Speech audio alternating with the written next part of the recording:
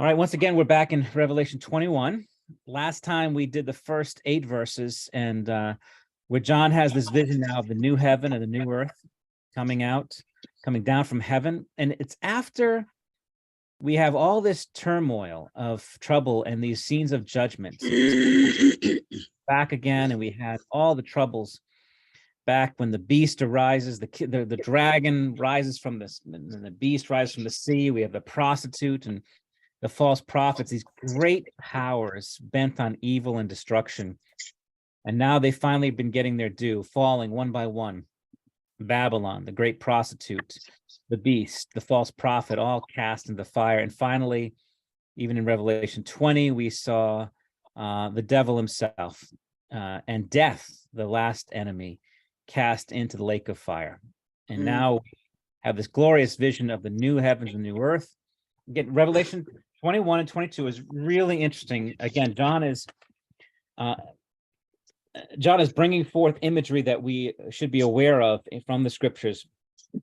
21 and 22, we think immediately back to, we see a new heaven and a new earth, just as the very beginning of Genesis 1 began with, in the beginning, God created the heavens and the earth. And so we have this new creation now coming, and they're going to be scenes that are going to remind us of the Garden of Eden.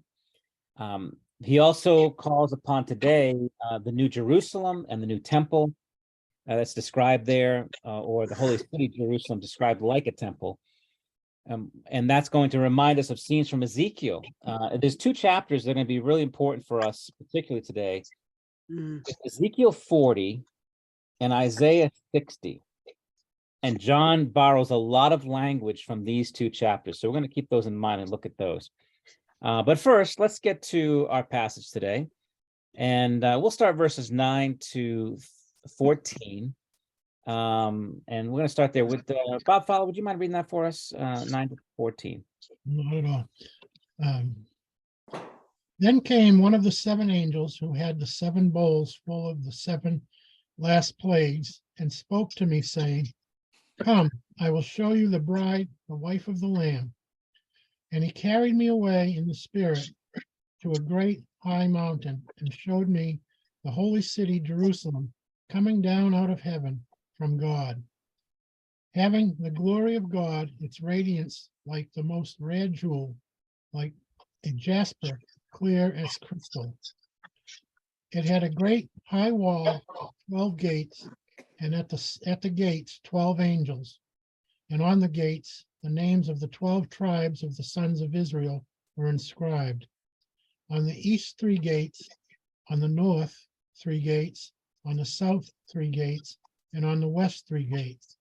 And the wall of the city had 12 foundations, and on them were the 12 names of the 12 apostles of the Lamb. Okay. All right. Let's take a look at this passage here. Now he says, he reminds us, "Come, I'll show you the bride, the wife of the Lamb." Last time we saw the wedding of the Lamb, if you remember. Was that in 20? Mm-hmm. Or was it the one before that, 19? Yeah, the marriage supper of the Lamb was back in chapter 19. And the bride has made herself ready. Now he refers to her as the wife of the Lamb, has been established. So this, the union between Christ and his church has been fully established. And he carries him away in the spirit to a great high mountain. Now, this passage here is that the great high mountain here, and carried away by the spirit, is a reference to Ezekiel 40. Now, if you remember when we went through Ezekiel, we're going to pull back there to that. Ezekiel is a fascinating book as we went through it. We had this, Ezekiel at the end of the book, if you remember, was given a vision of the new temple. It was a remarkable temple, nothing like whatever was built or anything close to what has ever been built came to this. And so the sense was that Ezekiel's vision of the new temple is not referring to a physical temple that's going to be built in our lifetimes or in this age, but that it's a reference to the eternal dwelling. It's symbolic of the eternal life that we have with God. John seems to take that because as he's describing his vision of the New Jerusalem coming from heaven, it says he's carried on to a great mountain. And that's exactly the way what happened with Ezekiel. So Roy, would you get this passage here for us? Because this is now in Ezekiel 40. This is right after 38 and 39, which was the defeat of Gog and Magog when they're cast down, and John borrows that imagery. Now we have Ezekiel 40, and listen to how it's described. You want to read that for us, verses 1 to 4? Okay. In the 25th year of our exile, at the beginning of the year, on the 10th day of the month, in the 14th year after the city was struck down, on that very day, the hand of the Lord was upon me, and he brought me to the city. In visions of God, he brought me to the land of Israel and set me down on a very high mountain, on which was a structure like a city to the south. When he brought me there, behold, there was a man whose appearances was like bronze, with linen cord and a measuring reed in his hand. And he was standing in the gateway. And the man said to me, Son of man, look with your eyes and hear with your ears, and set your heart upon all that I shall show you. For you were brought here in order that I might show it to you. Declare all that you see to the house of Israel. The Ezekiel, when he's writing this, is in the 25th year of their exile. After the destruction of the temple, the people are distraught. All is destroyed. And this angel, this man, takes him up to a very high mountain and shows him. He's going to show him sort of the new city, the new Jerusalem, and particularly this the east gate to the outer court, the north gate, the south gate. He's going to present to him this vision of this new temple that is to be built, like nothing that they've seen. John borrows that image and starts off with, if you remember in Revelation 21, he starts off with, the angel took him to a great high mountain, away, and he's carried away in the spirit to a great high mountain, just like Ezekiel was taken to a very high mountain in the midst of their great tribulation to see the future, to see the glorious future that God had in store. This is what John is recalling now. And you'll notice that in this passage, it also mentions that there was a measuring reed in his hand, and to measure this place, he's going to measure it out for him. And that's what we're going to see in verse 15 today, that the one who spoke with him had a measuring rod also of gold. So we're going to keep those in mind. So let's come back to Revelation 21. So he carries him away, a very high mountain. And what does he show him when he's on the high mountain here? Let's take a look at that. So John is carried away by the Spirit to a high mountain. And there, what does he see? The holy city, Jerusalem. Yeah, he sees the holy city, Jerusalem. But more than the holy city, Jerusalem, what is he seeing? What's happening? He sees it coming down out of heaven in the glory of God. Yeah, he's coming down out of heaven, having the glory of God. Its radiance like a rare jewel, like a jasper crystal. All right, let's break that down a little bit here. So what he sees when he's taking that very high mountain, he's not looking down on the earth and down on Jerusalem, but rather he's seeing Jerusalem coming down from heaven and coming down to earth. And he describes the glory of God. In what way? How is the glory of God described in verse 11? With the radiance. Radiance, right? Like a most rare jewel. And then he describes it as like, what kind of a jewel? Jasper. Yeah. Now we've heard that before. Jasper, clear as crystal. That's from Revelation 4. If you remember, John's original vision, he looks to heaven, and let's take a look at his original vision here, verses 1 to 6. Teresa, would you read that for us? Remember John's one of his first visions is he's taken up, he sees a door standing open in heaven, he goes up there and he sees, and what does he see? Verses 1 to 6. Where is it? After this I looked, and behold, a door standing open in heaven. And the first voice, which I had heard speaking to me like a trumpet, said, "Come up here, and I will show you what must take place after this." At once I was in the Spirit, and behold, a throne stood in heaven, with one seated on the throne.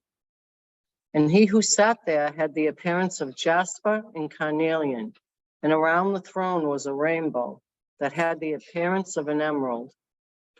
Around the throne were 24 thrones, and seated on the thrones were 24 elders, clothed in white garments, with golden crowns on their heads. From the throne came flashes of lightning and rumblings and peals of thunder. And before the throne were burning 7 torches of fire, which are the 7 spirits of God. And before the throne, there was, as it were, a sea of glass like crystal. Yeah, so the way he describes now listen to what we just read there, and the way he described the holy city Jerusalem coming down from heaven, having the glory of God, its radiance like a most rare jewel, like a jasper, clear as crystal.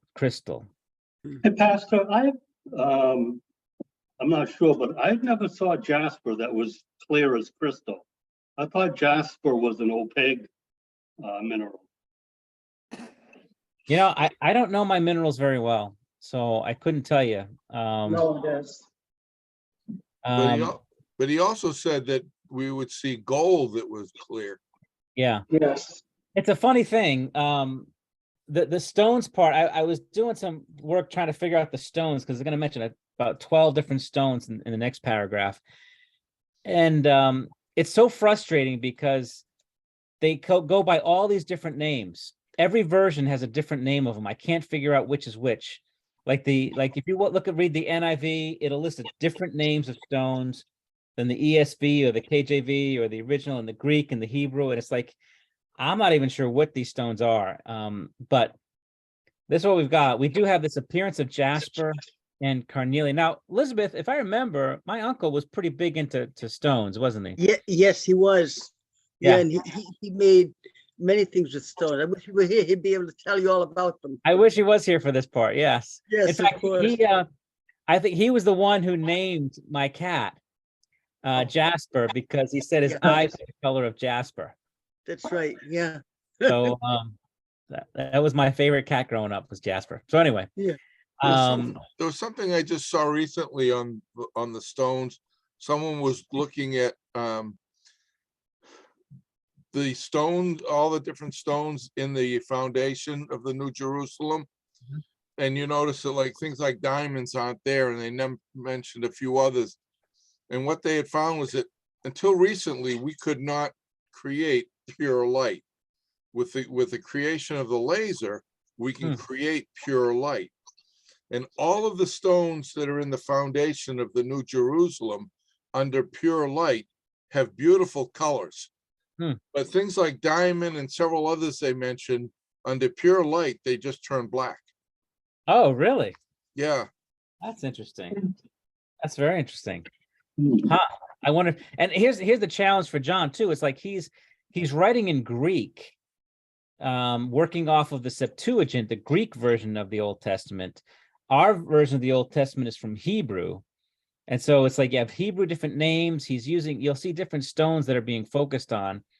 It's a little tricky, but the point I think is clear, is that the word jasper is a callback to Revelation 4 and all these precious stones. And then even the sea of glass at the end before the throne, the sea of glass, that phrase, clear as crystal, kind of reminds you of that sea of glass there. And I think I'm sure there's a lot more to it, but at the very least, we can say John clearly wants us to see that this is that throne in Revelation 4 that was in heaven before is now coming to earth, where God is now dwelling with earth. There's a reunion now happening here. The glory of God was only in heaven. Remember before, it was heaven above and then judgment and cursed destruction below. Now the glories and the wonders and the beauty of heaven above is coming down to earth to be with us forever. And so that's what he describes it in this way with these jewels. And then he has these gates. It had a great high wall, which is now we're looking at verse 12, with 12 gates.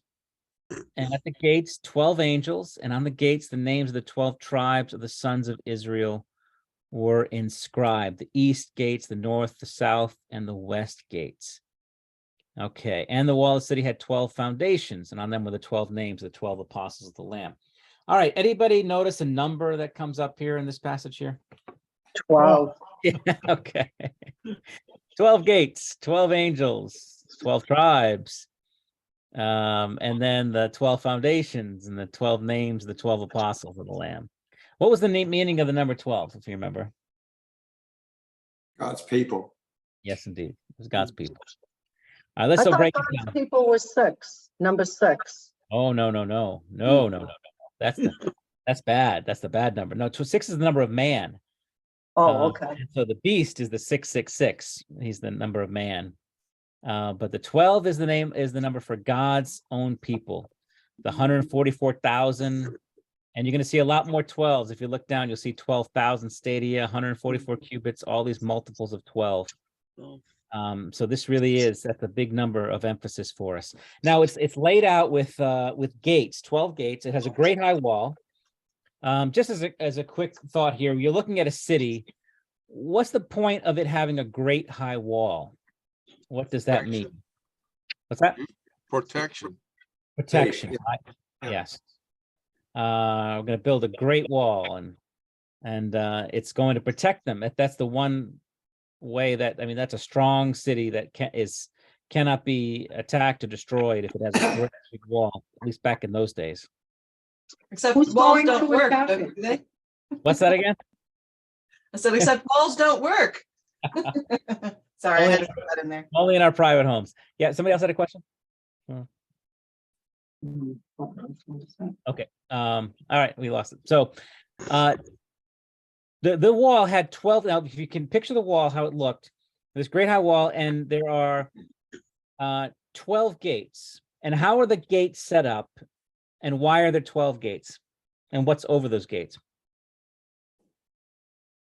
Well, they're set up north, east, south, and west, Yep. which is, again, the 4 corners of the earth. So it includes, or can include everyone. Yes, people from every tribe and nation and language. There's an opening for every people there. Absolutely right. Notice the setup of the gates. You said there's 3 to the north, 3 to the south, 3 to the east, 3 to the west. And the gates have the names of the 12 tribes of Israel on them. Do you know what that reminds us of, that setup with the tribes? Do you remember when it was set up that way? The 144,000. Well, we had the 144,000 back, but I'm thinking Yeah. Old Testament here. Yeah, when the tabernacle would set down, they would have a prearranged order around it.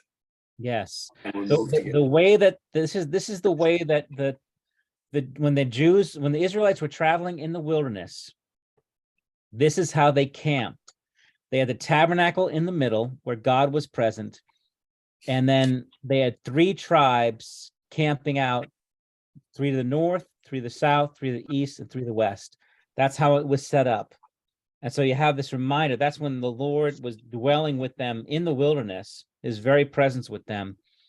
And that was their absolute security, even in the midst of the wilderness. But it was that 3, 3, 3, 3 all around them. This is what this reminds us of. And John mentioning the 12 tribes, I think brings us back to that time when we have those 12 tribes of Israel gathered around the very presence of God. All right. Yes, Teresa. Pastor, who are we being protected from? I thought Jesus wiped everyone out. So why would we need protection? Well, it's symbolic of it. It's not, we don't need a wall, but it's symbolic of it. He's presenting, so the symbolism is a great high wall is a symbol of absolute security. There's no fears when you're inside that. Mm. It's interesting. If you've been to Florida, there is a city that you really need to see is St. Augustine. Did you go see that, Bob? Have you seen it? I did. We went to the Yeah. fort there. Yeah. And they have a fortress in St. Augustine. Apparently, as I understand it, this fortress had never been taken in battle. It had been handed over from one country to the next, but only in peaceful times. Whenever there was a battle, it withstood every battle and could not be taken down. So the way the fortress is huge, it's really impressive. And so in a time of a war, everybody in the town would run into the fortress and you would be safe inside the fortress. Even though they're bombing you with cannonballs, you would be safe inside the fortress. They said the walls were actually made of a composite in such a way that when the cannonball hit it, it would dent it, but it wouldn't crack it. It would just absorb the energy. Yeah, incredibly made, brilliant. I mean, it's really quite a thing. If you were outside that fortress in the day of war, even if you were a mighty soldier, you would be in great peril. If you're inside the fortress, even if you were, an old woman who could barely walk, you would be safe. And so that whole thing of that really gave some perspective of especially at this time, of the God being our refuge and our strength, our fortress. A mighty fortress is our God. This great high wall presents this is a safe place. There is no chance of it being, and yet as safe as it is, you made note that there are gates on all sides, that for those whom it belongs, they can come from all over the world and are welcome there. So do people come in and out of this city? Well, in the again, this is a vision. It's full of symbolism here. When you start describing the city, it's a little bit crazy looking. So we don't take it literally, but the symbolism is very strong and has great meaning. But so like, I'm not looking to heaven as having great big walls. I mean, it may have walls, who knows? But that there's nothing to fear. That's for sure. Well, the And- front- yeah, go ahead. I was just gonna say, if it's the actual size that they say it is when it comes down, they're gonna have to have really fast elevators. Yeah, I mean, it's going to get even in the next paragraph. You're going to see the dimensions of it that are like, it's the strangest looking city you've ever seen. It's a big cube. Yes, exactly, and there's a reason for that, which we'll talk about. Yeah. All right, so let's go back to this. But the wall. So there are 3 gates reminding us of the wilderness and God's people surrounding God's presence there.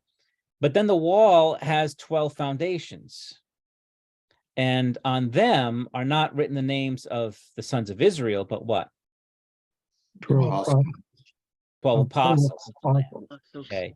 Now that should remind you of a passage about foundations and apostles. Does that Ephesians remind 2. you? Yeah. Ephesians 2:20, where it says, well, let's take a look at that, because I think Ephesians 2:20 is a helpful passage that goes along with this. And let's see. Ephesians 2:19 to 22. And let's see, where did we leave off? Jack, did you read yet? I can't remember. No, I didn't. So then you are no longer strangers and aliens, but you are fellow citizens with the saints and members of the household of God, built on the foundation of apostles and prophets, Christ Jesus himself being the cornerstone, in whom the whole structure being joined together grows into a holy temple in the Lord. In him you also are being built together into a dwelling place for God by the Spirit. Yeah. You'll notice the foundation of the temple that we are the ones, the living temple. It's a body of believers. We are described as that temple being built together to spiritual house, not a physical house, a spiritual house. And we're part of that. And the foundation of the spiritual house is the apostles and the prophets, those whom Christ commissioned and gave his word to and said, as they receive you, they receive me. And everything we know about Jesus Christ, we know it from the apostles and the prophets. They're the ones who've instructed us, and we believe their word. So this, in a sense, in Revelation 21, lest you be confused, because if you read the first part where it says, oh, the gates have the names of Israel on it, right? Mm. You might think that it's limited to those who are Jews or those who are descendants of Israel. But John reminds us even immediately, no, the 12 foundations are the names of the apostles, and all who follow the teaching of the apostles, every believer is a part of this. We're built on this as well. It's similar to what we saw back in Revelation 7 with the 144,000. If you remember that, we had the 144,000 from all these tribes. And if you were a Jehovah's Witness or some of these other cults, you would think, aha, see, it's only 144,000 that are going to be saved from these tribes. And you might think it's really limited to just the people of Israel. But that was just what John heard. He heard the number. But when he looked, he didn't see 144,000. No. He saw a great multitude that no one could number. And it's from every tribe and language and nation. And that was the technique that John's used. He sees something, but he hears something, but then when he looks, he sees the reality. It's a surprising reality. He hears the Lion of the tribe of Judah has conquered, but when he looks, he sees the Lamb that has been slain. He hears the number of those who are sealed, who belong to God. But when he looks, it's people from every language that can't be counted. So again, here, he's mixing the metaphor, so to speak, where he's reminding us like we're like Israel in the wilderness. But this foundation is not Moses. It's the 12 apostles of the Lamb. Mm. It's those who hold to the faith. So any question about that paragraph here before we continue? All right, let's continue here. Verses 15 to 21. Let's see. Raymond, you want to get that for us? How are you at pronouncing rare jewels? I'll try it. All right, we'll give it a shot. Just make it up. No one knows how to pronounce so. And the one who spoke with me had a measuring rod of gold to measure the city and its gates and walls. The city lies 4 square, its length the same as its width. And he measured the city with his rod, 12,000 stadia. Its length and width and height are equal. He also measured its wall 144 cubits by human measurement, which is also an angel's measurement. The wall was built of jasper, while the city was pure gold, like clear glass. The foundations of the wall of the city were adorned with every kind of jewel. The first was jasper, the second was sapphire, the third was agate, the fourth was emerald, the fifth was onyx, the sixth was chameleon, the seventh was chrysolite, the eighth pearl, the ninth topaz, the 10th sygopaz, the 11th jasmine, the 12th amethyst, and the 12 gates were the 12 pearls, and each gate made of a single pearl, and the street of the city was pure gold, like transparent glass. Okay. All right. Thank you. Great job. Great job on that one. So the one who spoke with him had a measuring rod of gold, that reminding you back to Ezekiel when he has that measuring rod. He wants Ezekiel to measure out the temple to see the reality of this. And here he has a measuring rod. Now he shows him the city. It's a peculiar city, isn't it? What are the measurements of the city?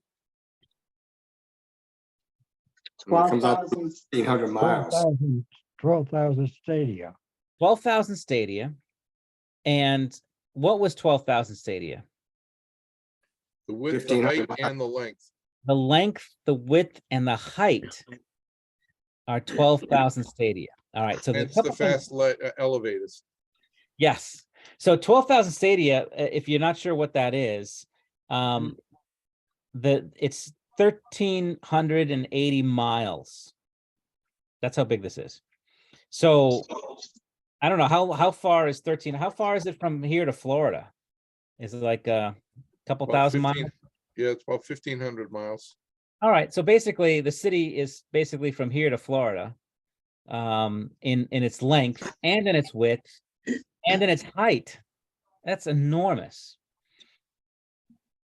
Now, but the number is the significant part. That's why when you translate it, when English versions, instead of saying 12,000, they say 1,380, they lose the meaning of it because the symbolism is clear. Why is it 12,000 stadia? Mm. 12 apostles. 12, this is when you see those 12s, you're thinking this is God's people. This is his family. This is God's place. This is God's people. And so when things come in 12s, it's belonging to God's people. So this is our city. This is where we belong. And the 1,000 shows it's a complete number. It's a large, complete number. So it includes all the believers. So it's a place for all of them. But then it's described, which is odd about it, it's described not, we don't measure cities this way. I get the length and the width, but what in the world are we measuring the height of a city for? It describes this New Jerusalem as an enormous, perfect cube. And the question is, why does he do it that way? Why is it measured that way? Does anyone know the significance of the cube in the Bible? Wasn't that the Holy of Holies also a cube? Exactly right. The perfect cube, you see it in 1 Kings 6:20. I can show you that real quick. When Solomon builds the temple, it says the inner sanctuary was 20 cubits long. That's about 30 feet long, 20 cubits wide, and 20 cubits high. The inner sanctuary, the Holy of Holies, is a perfect cube. And so when John describes the holy city, the New Jerusalem, where we all dwell, it is the exact proportion of the Holy of Holies. Mm. So this is amazing, because when you think about the temple and so Jerusalem as a city, okay, there's God's people, but were they allowed? Was everybody who lived in the city of Jerusalem allowed to go onto the temple courts? No. No. Who was not allowed? Commoners. The Gentiles were not allowed to go in the temple courts, right? Were all those Jews who were on the temple courts allowed to go into the temple? No. No. Only priests and only those who had been chosen by lot each day were Mhm. allowed to go into the temple.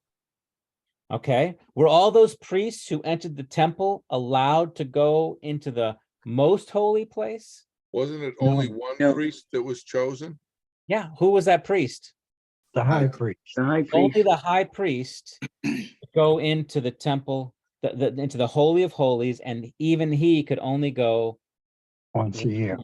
right? And so for all of their history, the Holy of Holies was the most restricted access to the people, not just of the world, but even the people of Israel.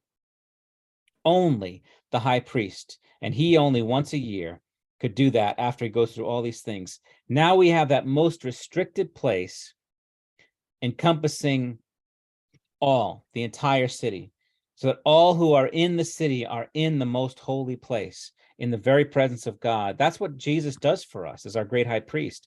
He is so great a high priest, he not only is able to go into the holy place and the most holy place to intercede for us, he goes into the true Holy of Holies, the actual throne of God, as the Lamb that was slain interceding for us, and he's able to bring us with him into the most holy of places.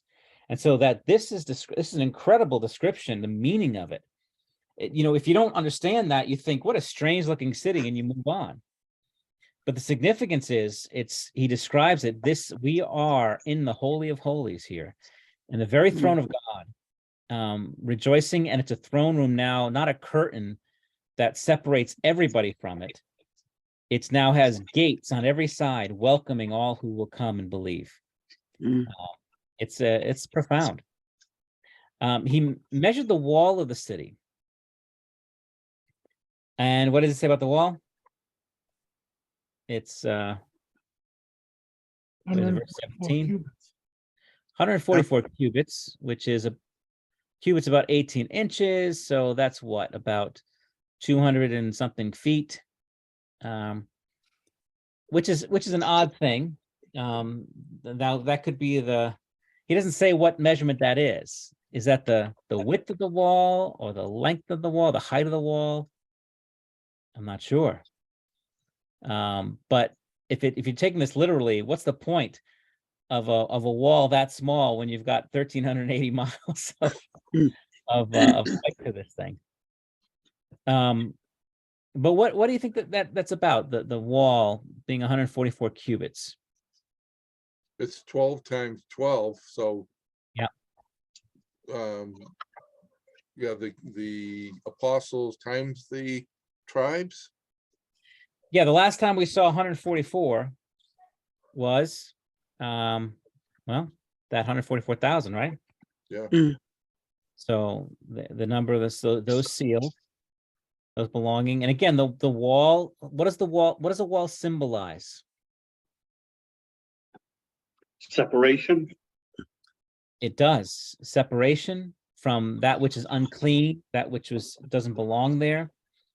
So there is, even though there is a wall that's going to separate them. They're going to find out later on that nothing unclean comes into this place. That it provides a separation. So the city, though it is welcoming and open, there is a separation between those who come in and those who are not allowed in. And also that as if you want to call it protection, I guess, sure, as well. That is a good size for a wall. That's a really, if that's the height of the wall, that's a big wall. 218 feet. Certainly sufficient to keep out any ne'er-do-wells. So not something that they could leap over easily when you think about it. 218 feet, that's a really big wall. I'm thinking of the steeple of our church. I think, what is it, about 90 feet maybe up there? Can't even think. So, I mean, if you ever stood in front of our church and just looked up at our steeple there, it's pretty looming, and that's only about 90 feet, I think. Only the brave go to the bell tower, Pastor. Yeah. Rob will give tours next Sunday if you want to go on that. All right. Yeah. The Washington Monument in DC is 555 feet. Okay. So if you look at that, use that as, it's a big wall, yes. Yeah. No one's going to scale that wall. Yeah, no one's going to scale that wall. It definitely keeps out the riffraff here, and as we'll see. All right, but now that wall is also made of something. Now, typically, what's really interesting is the way this city is described, and the things that we don't typically make with the best of materials are suddenly being, made with what, jasper? I mean, what do you make walls with? I mean, just stones, right? Stones and bricks, cheap material, strong. But this wall is made of what? Precious stones. Yeah, which particular Yeah, stone? I think on the hardness scale, jasper is maybe second only to diamond or third to diamond. So it's a very dense and hard material. Excellent. So Okay. yeah, it's a precious stone. It's a very hard material. And the whole city is made of pure gold, like clear glass. It's pretty impressive. But again, these are all symbolic of what we saw up here, the glory of God and its radiance. That was the vision in the beginning. Further showing that the whole city, even the walls, even the streets of the city, the pavement is pure gold, like transparent glass. So even the parts that we walk on with our feet, even the parts that would get the dirtiest parts of this are glorious and perfect and transparent. Now it goes on to the foundation of the wall of the city were adorned with every kind of jewel. Now he looks at the foundations, and he lists out these 12 stones. And jasper, sapphire, agate, emeralds, onyx, carnelian, chrysolite, beryl, topaz, chrysoprase, jacinth, and amethyst. The 12 stones here, do you know what that's? There's a couple references. I'll do them. I'll show you real quick. And maybe we can figure it out. Anyone know offhand what he's reminding us of when he mentions 12 stones like that? Is that, I'm just wagging it here, but I know there was 12 stones that they took out of the Jordan River when they crossed the Jordan River. Oh, yeah, one for each tribe. Yeah, As a memorial. yeah, there was a memorial there. But 12 precious stones, though, those were just stones from the river. There were But 12 here's a stones on Aaron's breastplate.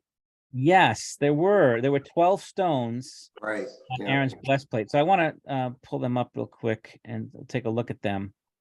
There's actually two lists of stones in the Bible. There's the 12 stones of Aaron's breastplate. You can see this, okay? Let me close that a little bit. Yeah. And then the clips for the ephod on the shoulders.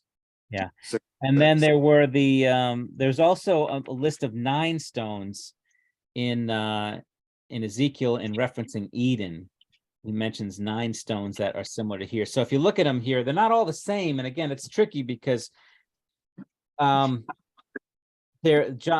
ones we have from Exodus 28 are in the Hebrew, and John is writing in Greek. He's writing at a different time, but clearly there are some that are the same. Let's take a look. Let's do a little game here. See if you see a stone that is in the breastplate of the high priest and in the foundation of the New Jerusalem. You see one there? Emeralds. There's one. Topaz, jasper, Okay, topaz. Oh, slow down. beryl. Amethyst, Am I going too fast? Yes, topaz. What was the next one? Sapphire, Onyx, Sapphire, then onyx, jasper, Onyx, onyx, Agate, beryl, beryl, all 3 in the bottom and all 3 in the next to the bottom. next to the bottom, On the breastplate. jasper, amethyst. amethyst. Crossover. Jacinth, Jason's, agate 1, 2. Yes, So how many we got there? Is that all of that's them? all of them. 9 out of the 12 are the same. That's pretty impressive. So 9 of them, clearly he's referencing this. The other 3, again, the challenge is that stones in one culture and stones in another culture are going to be named different names. I don't know if there's crossover with them. But that 9 out of 12 is sufficient to say, okay, John is thinking of the breastplate here, isn't he? What about the stones of Eden? Let's see how many of those there are. So in 6. John's vision here, so all we of got them. jasper, Not onyx, all of them, beryl, just 6. Okay, Oh, those 3, topaz. topaz, and then diamond. And then the sapphire and emerald. emeralds. So Those 6. are the same as the foundation. Right. But all of them are the same as the breastplate, right? Oh, interesting. So, yeah, these are all here. Right, And if you add the carbuncle, diamond, and sardius, you get the rest of the breastplate here. Mm, John chooses 3 different ones for there. That's so interesting. So, so the stones remind us of a couple things. As we go through it, we can say first, the stones remind us of the breastplate of Aaron, the stones of the tribe of Israel. Also, I think these might be are they the birthstones too? For people like the 12. Well, no. I don't think from so. what era? Like carbuncle is not something I've ever heard of before, so that's not one of the. Carbuncle, I looked it up. It's garnet. It's Oh, red well then yeah, garnet. that's one of the birthstones. January. Interesting. So you have each of the stones represents a tribe of Israel, and when Aaron looks, every stone represents the people of God that he is to be interceding for, holding them dear to his chest as a precious stone. And you think about that, just that picture. on his heart too. It's kind of symbolic of, as he intercedes for the people, he holds them as a precious stone to his heart as he intercedes before the Lord. And so John kind of reminds us of that. That's the foundation of this city. It's every stone, every believer, like a precious stone to the Lord, dear to his heart. And So I guess Aaron didn't represent all the ites. all the lights. He only represented God's people. Didn't represent the Jebusites. No, yeah, only God's people. God. Yeah. And so our Lord Jesus, he's our great high priest who presents us and represents us to the Lord. And I love that song, Before the Throne of God Above, where it says, my name is graven on his hands, my name is written on his heart. I know that while in heaven he stands, no tongue can bid us hence depart. It's just a great picture of the Lord's love for his people. And again, this whole thing of this is not like the empires of the time, the powers of the world, where they treat their people like trash. And the emperors and the kings just use their people. They don't care about their people. They're collateral damage. They're just a means to getting their power. And here, when Christ comes and sets up his city, every one of them who belongs there is precious to him. And he's truly a shepherd. And he's presented that way throughout the book of Revelation. Even the martyrs who have given their life, they're not collateral damage, those who have shed their blood for Christ. But he leads them like a shepherd, and they will never thirst again. And he will give them eternal comfort. That's really encouraging, that this is how God sees us and treats us, with such pleasure and value to him, having been redeemed by his son. It's really beautiful. It's one thing to live in a place that is beautiful, but it is far better to be in a place where you are loved and you are truly cared for. And that's what heaven really is. It's a place that is absolutely beautiful, but it is infinitely beautiful because we are so loved and cherished here. You started this study today by saying that these last two chapters are kind of like the polar opposite of Genesis in the beginning. And you've said in the past how one of Satan's biggest lies is that God doesn't love you. Yeah, exactly right. And Exactly. so it's kind of like an asterisk, exclamation point on the, no, that's not the case at these last two chapters, it seems like. Yeah, absolutely. There's so much encouragement about this, and not just the shape of the city too, but the size of it, of how enormous it is. It's like when Jesus says, in my Father's house, there are what? Many mansions. Many mansions. There is room for you. I'm preparing a place for you. There are many mansions. We don't have to fear that there's going to be a no vacancy sign when we get there. Have room for us, right? He has place for us. Now, When I was first studying the size and shape, and I came to the conclusion that this was a cube, and I'm trying to picture a city that was like that, and all I could think of was the movie Minority Report. Yeah, and then I'm like, it's just going to be a full day of complete vertigo if you're trying to go up and sideways and around. And I'm like, yes, I'm glad it's all symbolism. It's symbolism. Yeah, absolutely symbolism. It's beautiful. It's beautiful symbolism. Don't miss it. That's the thing. It's like we don't take it literally, but we take it seriously. And it says a real truth here. Just because something is a metaphor doesn't mean it's false. It's telling a real truth here that is even greater than what's being pictured. That's really important to get that. So, when we talk here about like it doesn't thrill me that, heaven has streets of gold, let's say. Why should that get me all excited? That's great. All right, it's got streets of gold, and pearly gates. But that's not the point of it. The point of it is that even the dust, the parts of our lifetime that is usually the filthiest and most exhausting, is glorious here. The streets, which have been a symbol of death and the blood covering the streets and the dust on the streets and the dirt on the streets, all the things that the cursed parts of it, now is pure gold like transparent glass. So that's it really captures the glory of this, and showing that even the least parts of it are infinitely more glorious than anything we can imagine.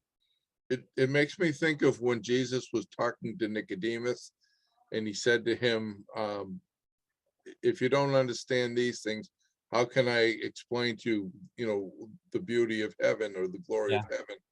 And it's like, that's what's happening here, is that they're trying to give us something that can give us a feeling of what it's like, but they could never show it to us. Yeah, exactly. And I think, John, when with the beauty of metaphors and poetry and things like this is that it gives you a picture that's easy to remember. I mean, you can visualize this whole thing, and it kind of locks in your head. And so when you're trying to think about these unthinkable things, you can remember them. And oh yeah, it's as I can picture the city as this big cube with a wall and the 12 foundations and all this glorious streets of gold and pearly gates and all these things. And then I can remember what each of those things mean, and remind myself of how secure this is, how glorious this is, how loved we are, and all the things that really cheer our hearts. Now the last part is verse 21. It talks about the 12 gates, and they're interesting, 12 pearls, and each of the gates was made of a single pearl. It's a pretty big pearl. That must have been some oyster. Yeah. Now I was looking for some commentary on this about, is there some symbolism of the gates being made of pearl, and why that might be a big deal? And I got a few thoughts on it. I don't know if you have any thoughts about that, about why pearly gate? What's that about? Pearl is white, Yep. and white is pure. Yep, just like everything else, right? Absolutely. Wasn't I always get these mixed up, but when Jesus was giving the story about, I mean, one of them was, if you found a piece of land that had jewels on it, you would give everything to buy it. But it was also, if you would if you found the perfect pearl of great price, yeah. the pearl of great price. Yeah, there's only a few mentions to pearls in the Bible. One of them is Matthew 13:45, where he talks about the kingdom of heaven is like a merchant who went out searching for the pearl of great price, and he is willing to sell everything he has to gain this. So there's that. I think the pearl thing being a white thing, that's interesting, Jack. That white is a big theme in Revelation, isn't it? They're dressed in white constantly. That those who, and the gates being the entrance for it, shows that it's you come in through gates of white, through our, how did they get their clothes cleaned as white as snow? But by the blood of the Lamb, if you remember, that they've been purified and sanctified. And then a white stone. What's that? They're given a white stone. There's a passage that says Given a white stone, yeah. And then you have the just also that it's one pearl, each made of a single pearl. Yeah, I thought that was astounding. That's How big astounding. must that pearl be? Yeah, but what's the significance? Why a single pearl? What do you think that the significance of that? Why not multiple pearls, as you would think? Because it's one whole. It's not flawed. Yeah. Yeah, exactly right. There's no imperfections in this. There's no piecing together. It's a perfect unity. It's a perfect play. It's absolute perfection as we go through there. I think you're absolutely right with that. So again, we're not looking for 8,000-pound oysters out there somewhere to give. It'll help feed all of us. And I wonder too about the pearl thing. And again, I'm just really tossing things around here. I have no support for this whatsoever, but you wonder that, because pearls, unlike the other stones, where do pearls come from? They're organic. They're from sand, right? Well, where do they come from? Where would you find them? In the ocean. In the ocean, right? In the sea. Yes, in the sea. It's really interesting. It's almost like a picture of redemption, because the sea was the place of chaos and evil, and to be pulled out, and these precious stones pulled out of the darkness and of the evil. Unlike all the stones are kind of found in cursed places. You know, the land is the ground has been cursed, and yet in the ground you have these precious stones that are not like the dirt and the mere rocks there. They're beautiful. And that's what the wonder of these stones is, not just their beauty, but where they come from. A That they pearl, come a from- pearl is irritation. yeah. Yeah. So it comes from suffering, doesn't it? Yeah. Wait, what do you mean? Well, the pearl starts because a piece of sand gets inside the oyster, and the Yeah. oyster coats it, and then it coats it, and it just keeps coating it because it's a constant irritation to it. Yeah. I've never heard it explained as an irritation to the Yeah. poor clam, but that's Yeah. cool. Exactly what it is. Exactly what it is. Yeah. That's why if you ever That's have like taking a lemon and making lemonade, yes. taking Exactly something right. bad and turning it into something awesome. Yeah. So I mean, so there's a lot of layers to this. It could, I mean, these are some things, I don't know if John had them in mind or not, but it's kind of fun to think about the way of God and his redemption, and where he brings beautiful things from dark, painful places. It's very, very wonderful. All right, let's take a look at our last paragraph here, 22 to 27. And we'll leave off here. Elizabeth, would you read that for us? Sure. And I saw no temple in the city, for its temple is the Lord God, the Almighty, and the Lamb. And the city has no need of sun or moon to shine on it, for the glory of God gives it light, and its lamp is the Lamb. By its light will the nations walk, and the kings of the earth will bring their glory into it. And its gates will never be shut by day, and there will be no night there. They will bring into the glory and the honor of the nations, but nothing unclean will ever enter it, nor anyone who does what is detestable or false, but only those who are written in the Lamb's book of life. This passage here, it calls out a lot from Isaiah 60, which we don't have time to look at right now, but I encourage you to take a look at that, where it talks about very similar to these terms here, the glory of God, the nations walking by its light, its gates never being shut, and the glory of the nations brought to it. But he says here, I saw no temple in the city. So that's strange, you can imagine, for the people. They see, wait a minute, Jerusalem is famous for its temple. Why is there no temple in this Jerusalem? Because It is God the is temple. present. Because the whole city is not just the temple, it's the Holy of Holies, and the Lord Almighty is there with them, and the Lamb. That's the temple right there. That's what makes it special, not because there is a symbol of God's presence. It's because God is present there. He is the Lord. And not only that, but there's no need for any sun or moon to shine on it. And why is that? Because they are He's the glorious light. and they are light in themselves. Yeah, the glory of God gives us light, and its lamp is the Lamb. So the sun and the moon and all these stars, all the lights, they are merely reflecting the glory of God to us and sort of shining upon us and giving us a symbol of God's presence. But now we have God's real presence. God is light, in him is no darkness at all. And Jesus says, I am the light of the world. And so their very presence there, there's no need for other sources of light here. Not only that, but verse 24, what's the point of verse 24? By its light will the nations walk.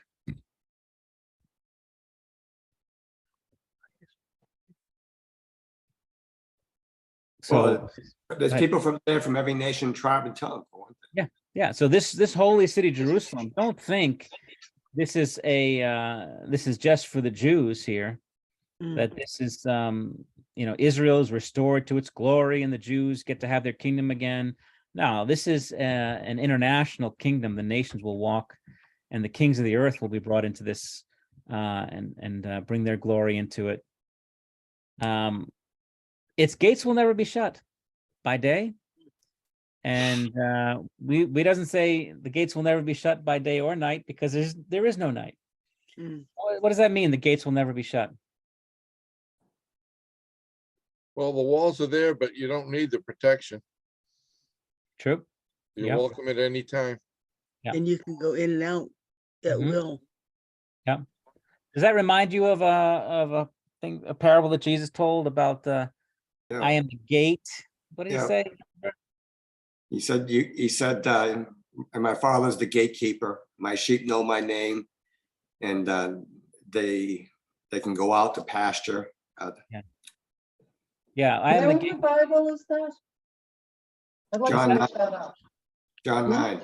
Yeah, let me Thank find you. that real quick here, and we'll call it up here. 'Cause I think If that's, anyone enters by me, he can go in and go out and find pasture.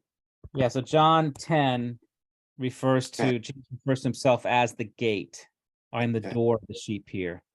And verse 7, where do we go off here? Sharon, you want to get that verse 7 down to I don't know.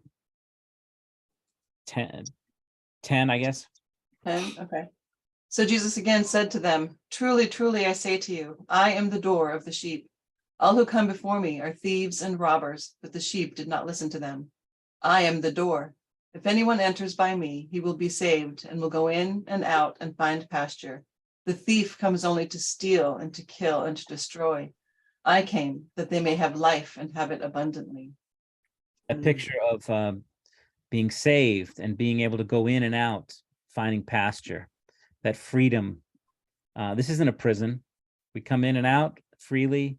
It's open all the time. It's a great picture of freedom, nothing to fear. So coming back to Revelation 21. So what will be on the outside? Because Yeah, still symbolism here. So don't think too literally on this one. So all the new heavens and the new earth, all will be ours.